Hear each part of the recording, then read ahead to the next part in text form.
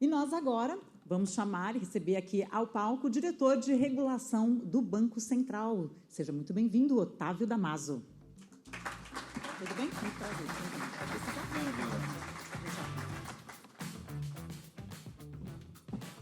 Tá bom. Bom dia a todos. É um enorme prazer que estou aqui com vocês hoje para participar de mais um summit da ABCIP. Queria muito agradecer ao Sandro Gamba e todos os amigos do crédito imobiliário em geral, da construção, do financiamento. Esse é um tema que eu tenho uma verdadeira paixão por ele e, depois de alguns anos já trabalhando com o crédito imobiliário, minha expectativa é que a gente já estivesse num patamar um pouquinho maior, mas eu acho que a gente está construindo as bases para esse caminho. E eu acho que é extremamente importante o tema que a ABCIP escolheu para a gente debater esse ano, que é a questão do crédito imobiliário além da poupança. Muitíssimo apropriado. Acho que a gente está num momento de mudança, e uma mudança que algumas coisas estão se concretizando. E eu acho que ter esse debate é extremamente rico para a gente pensar o que vai ser do financiamento imobiliário, de uma forma geral, nos próximos anos. Eu acho que, antes de falar do futuro, vamos falar do que está acontecendo com a poupança. Mais do que está acontecendo, eu acho que alguns consensos que estão presentes já em relação à poupança. Acho que o primeiro tem uma percepção geral de que a poupança, esse modelo da poupança, ele não deve ter o mesmo dinamismo observado em ciclos econômicos anteriores, quando você, às vezes, tinha uma desaceleração do saldo da poupança, uma captação negativa, e depois você voltava com muito vigor e você voltava para um patamar, e aquele patamar voltava a alimentar de novo o crédito imobiliário. Eu acho que tudo que ocorreu, tudo que vem transformando o sistema financeiro, leva a crer que o dinamismo da poupança não vai ser o mesmo que a gente teve no passado, né? Principalmente na percepção do investidor, nas plataformas de investimento, enfim, a dinâmica mudou de forma substancial. Essa é a impressão que fica, eu acho que é um consenso hoje no mercado sobre isso. O segundo ponto é que, dado esse primeiro aspecto, provavelmente, e essa é a nossa expectativa, é que a poupança ela vai reduzir sua participação como funding do financiamento imobiliário, né? Isso a gente já vem percebendo aí há alguns anos esse movimento. E ela também não vai ser mais uma força capaz de elevar o patamar do financiamento imobiliário em relação ao PIB.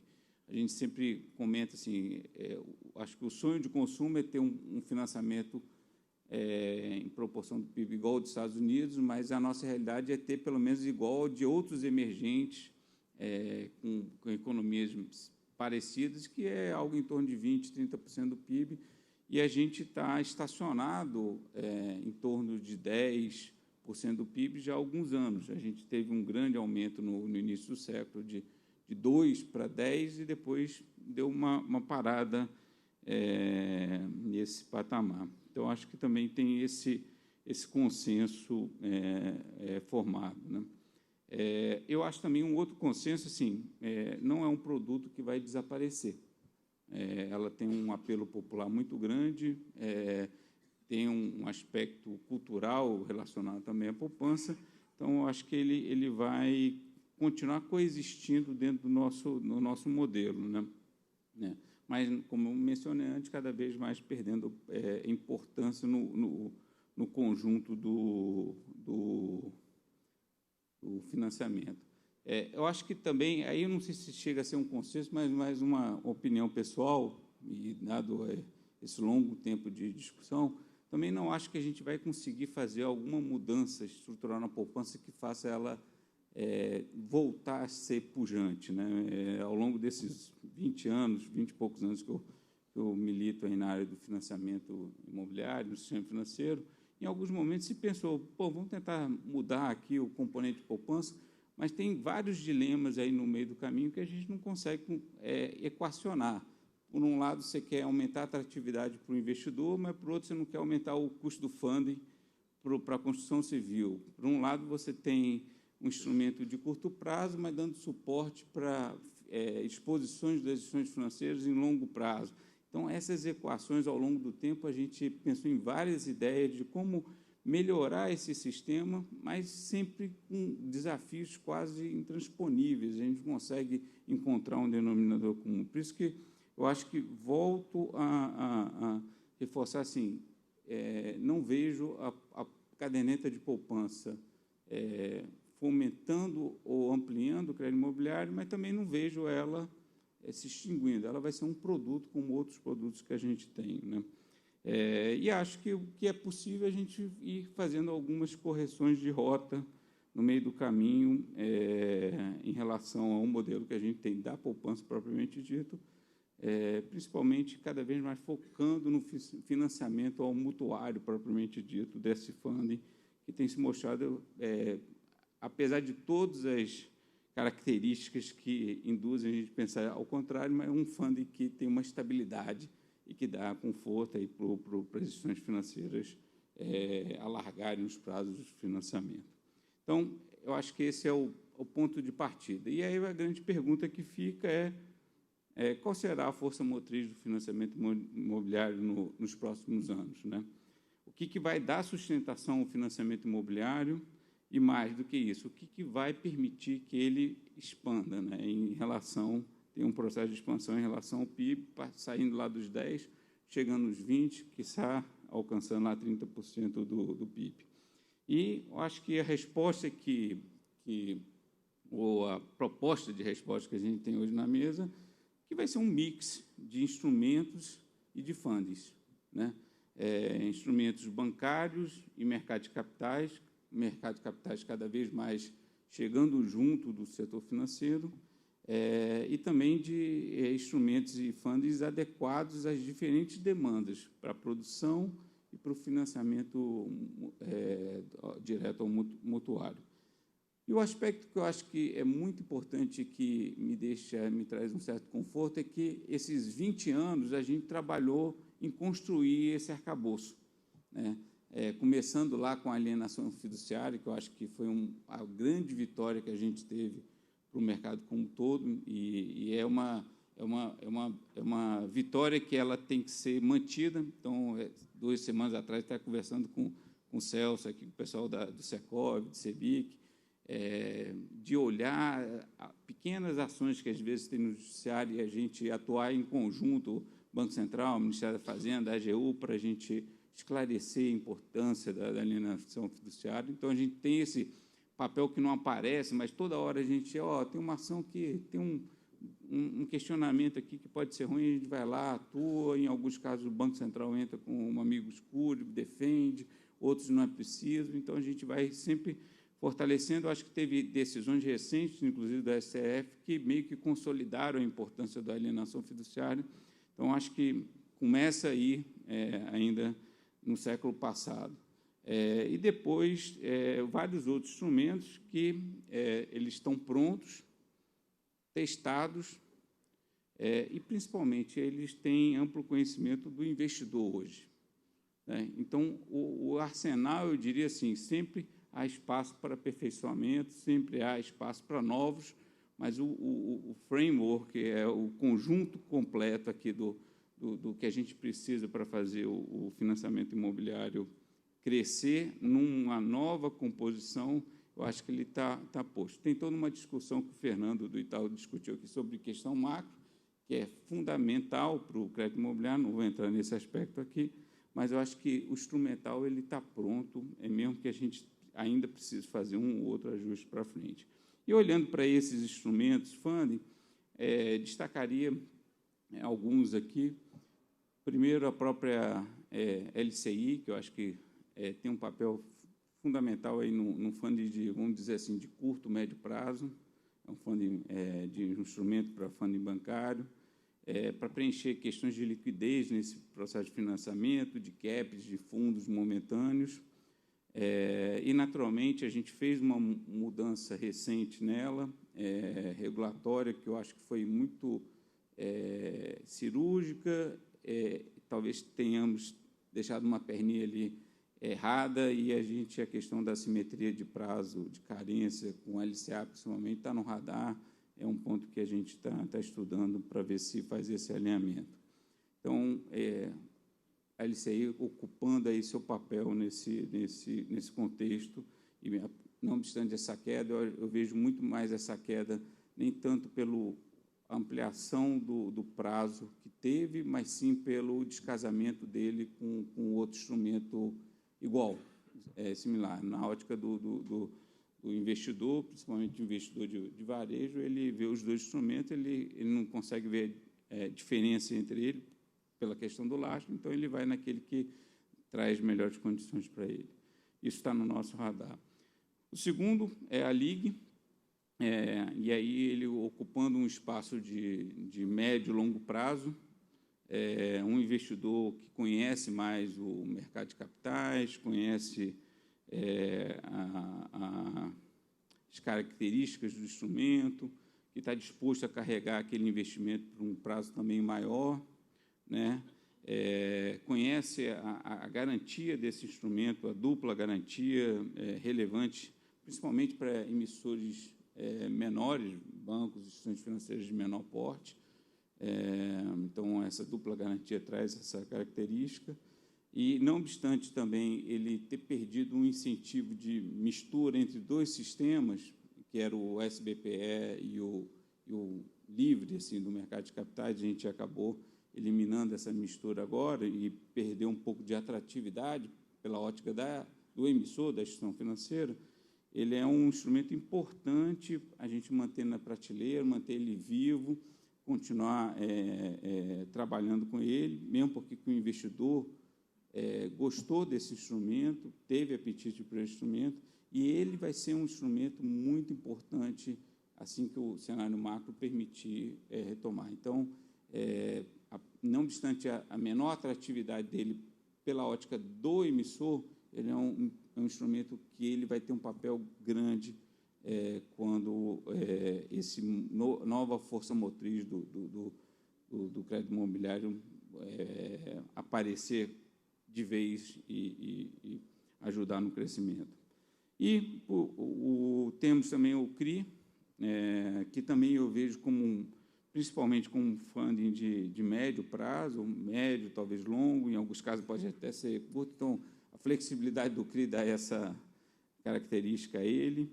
Eu acho que talvez o principal instrumento de link, de fato, entre o financiamento e o mercado de capitais, que é fundamental, é onde está o dinheiro hoje, é onde o investidor, via as plataformas, está colocando seus recursos. Essas mudanças regulatórias recentes, do meu ponto de vista, foram muito precisas para a finalidade que o CRI tem, em termos de, principalmente se a gente pensar no financiamento imobiliário propriamente dito, você eliminou uma série de ruídos que tinham ali dentro do CRI e abriu espaço para ele ser ocupado por financiamento à produção, por financiamento ao crédito imobiliário. Então, eu vejo como um aspecto muito importante as medidas que foram feitas recentes. E eu acho que talvez um ponto que eu sugeriria para a gente avançar se vale, dentro da família do CRI, a gente discutir algum tipo de padronização. Padronização para você ter, eventualmente, aqueles CRIs que tenham aquela característica de fato de estar encarregando um financiamento imobiliário, um financiamento que foi gerado com certas características, para que, mesmo que sejam emissores diferentes, o investidor ele identifique aquilo como um produto uniforme, um harmônico, né?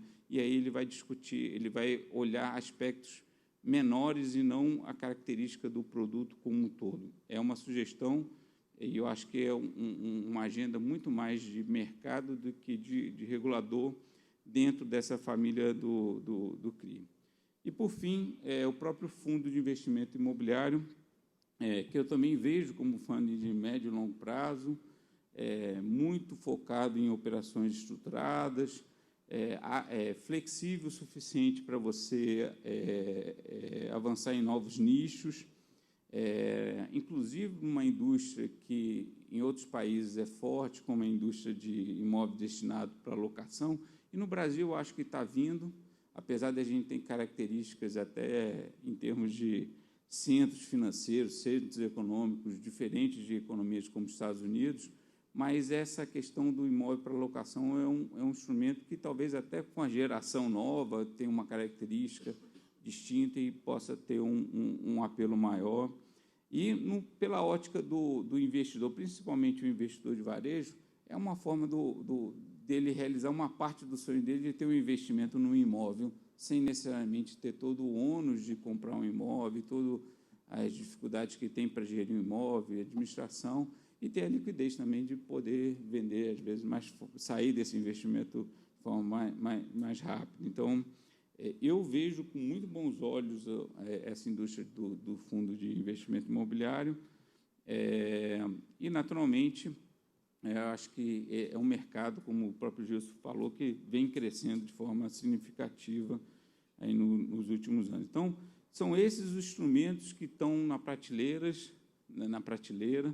Eu acho que tem ainda, talvez, ajustes pontuais que a gente precise endereçar ao longo do tempo. É uma questão que a gente vem discutindo com o mercado, como fazer o link, principalmente para a LIG, que é um instrumento muito conhecido no mercado europeu, do covered bonds, para o investidor estrangeiro. Então, tem, em alguns momentos, apetite, mas aí os instrumentos estão dados e os funds eles estão mapeados. E aí, a questão, naturalmente, macro, ela é fundamental para esse mercado deslanchar. Olhando esse movimento, tem alguns aspectos que eu vejo extremamente positivos para o financiamento imobiliário. E aqui eu gostaria de discutir dois, e falando da transição do modelo atual, muito focado no SPPE, na poupança, para um modelo onde a poupança vai ser uma parte ainda relevante, mas muito menor do que foi no passado, e com uma perspectiva desse mercado livre, esse mercado de capitais, ele crescer de forma significativa. Quais são esses dois aspectos? O primeiro deles é a avenida que está se abrindo para novos entrantes. O que eu quero dizer com isso? O financiamento imobiliário hoje, até então no Brasil, ele girava em torno da poupança, mas para você entrar nele, você tinha que ter o funding poupança. Se você não tivesse fundo de poupança, você não conseguiria concorrer em termos de concessão de financiamento imobiliário com quem tem o fundo de poupança. E o fundo de poupança está concentrado em poucas instituições financeiras. Quando você começa a ter uma perda de importância relativa desse funding, e na margem você já está no mercado competitivo, no mercado que as taxas são iguais para todo mundo, você atrai novos players, bancos menores, bancos novos, outros tipos de instituições financeiras que não têm o fundo de poupança e que nunca vão ter o fundo de poupança da forma como está. Então, você abre uma avenida para novos players entrarem com modelos de negócio diferentes, com formas, abordagens de captação do fundo, de fazer esse link diferente. Então, eu vejo isso acontecendo nos próximos anos, principalmente esse cenário nosso aqui se concretizar. E vejo isso com muito bons olhos em termos de o olhar do regulador.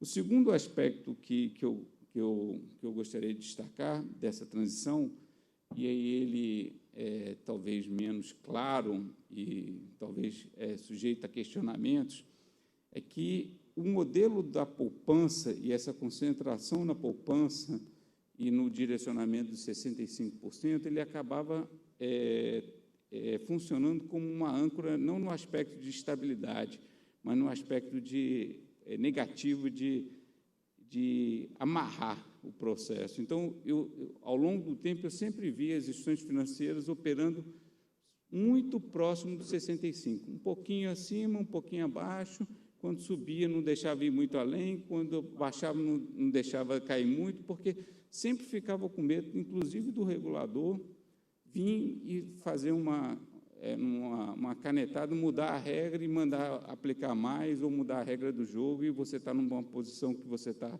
sobre-aplicado ou posição contrária. Então, se olhar, sempre teve esse histórico dos 65%, e eu acho que isso, recentemente, a gente observou um descolamento por uma necessidade, porque senão as instituições financeiras iam acabar perdendo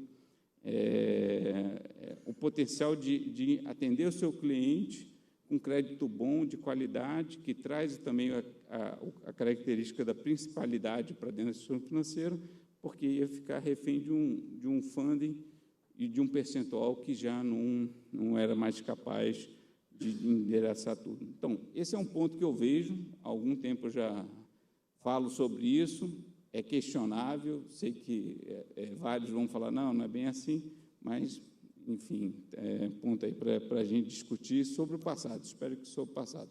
Para frente, eu acho que isso vai mudar. Então, essa transição é uma transição extremamente importante para a gente, e eu acho que a gente está num momento bem crucial e bem interessante desse processo, no qual o mercado de capitais está entrando com mais força para dar apoio ao financiamento imobiliário para os próximos anos. Dito isso, tem alguns outros pontos que eu gostaria de mencionar hoje aqui. O primeiro, o Sandro já comentou no início, o crédito com garantia de imóvel, o home equity, é uma agenda que o Roberto, o presidente lá, Roberto Campos, ele trouxe com muito interesse quando ele assumiu, e a gente fez várias mudanças pontuais, eu acho que mais do que várias mudanças pontuais, mais importantes, mas mais do que essas mudanças regulatórias, foi um pouco de trazer esse assunto para a pauta de discussão e de interesse também, não só das instituições financeiras, quanto da sociedade como um todo. Lembrar que tem esse produto, e esse produto era um produto com grande potencial e de aproveitar um ativo ocioso, que é o próprio imóvel que as famílias possuem, né? A gente, recentemente, no Marco das Garantias, fez um movimento de melhorar esse arcabouço legal, permitindo a segunda alienação fiduciária, vamos dizer assim, e principalmente para as instituições que já têm alienação fiduciária, já têm um financiamento imobiliário com alienação fiduciária, é mamão com açúcar agora, entendeu? Então, o LTV no Brasil é relativamente baixo. Ao longo do período de um financiamento, esse LTV ele vai se reduzindo e se abre uma possibilidade grande, sem nenhum custo, sem a questão do psicológico, do emocional, de você colocar seu imóvel, dar em garantia ele para pegar um crédito, porque ele já está em garantia para suportar o financiamento imobiliário, você ampliar o seu endividamento de uma forma totalmente segura, controlada, um custo infinitamente menor. Então, é um movimento muito positivo para o financiador quanto para o mutuário. O financiador que vai conseguir conceder um crédito de forma muito mais rápida e muito mais segura, e para o mutuário que vai conseguir recursos, às vezes, em volume muito maior do que conseguiria se fosse no crédito pessoal propriamente dito, a um custo infinitamente menor, e uma vez que esse financiamento já existe, ele já está ali concretizado com a instituição financeira, a burocracia e a questão psicológica, emocional ali da família, ela praticamente inexiste. Então, é um mercado que a gente vê com grande potencial, não é bem o financiamento imobiliário, mas está no conjunto aí do que a gente vem discutindo. Um outro aspecto que eu gostaria de mencionar é toda a oportunidade de negócio que se abre também com a questão do Open Finance, né? Então, esse ecossistema que já está funcionando e está gerando inúmeros benefícios para o sistema como um todo, mas principalmente para o cliente de produtos e serviços financeiros, ele tem uma avenida larga também para avançar no âmbito do financiamento imobiliário. Um tema que, para frente, a gente vai discutir e vai chamar a associação, inclusive diz haver e tem relação com a questão da portabilidade. A gente tem uma agenda de portabilidade do crédito no âmbito do ecossistema do Open Finance, e provavelmente o crédito imobiliário ele é o último da fileira, dado a sua complexidade. Então, a gente vai ter toda uma experiência de construção da portabilidade do crédito sem garantia, depois com consignado, outras modalidades, e aí discutir também como melhorar a fluidez da portabilidade do crédito imobiliário, usando como base a plataforma do Open Finance. E um outro aspecto e o último aspecto que eu gostaria de mencionar, eu acho que o Gilson também comentou, da iniciativa da B3, que é a questão do registro imobiliário. Vejo também com muito bons olhos esse processo entrando, vai dar muita segurança, principalmente para o fomento, financiamento de incorporadoras de médio e pequeno porte. Mas o aspecto que eu gosto mais de destacar nesse processo é que ele é um processo que consolidou a aproximação entre a indústria da construção e a indústria do financiamento imobiliário. Parece meio estranho a gente estar falando disso agora, mas para quem já tem alguns cabelos brancos nesse mercado, quando eu comecei a trabalhar, e aí está o Celso que não deixa mentir, eram duas indústrias que não sentavam na mesma mesa, entendeu? Então, era guerra e o regulador ali no meio do caminho. E hoje ele é um processo que agendas positivas e de benefício mútuo para a indústria sentam, conversam, encontram sempre um denominador. Então, é muito bom a gente ver essa harmonia, porque todo mundo está na mesma pegada, todo mundo quer ver o setor, o segmento crescer e se desenvolver.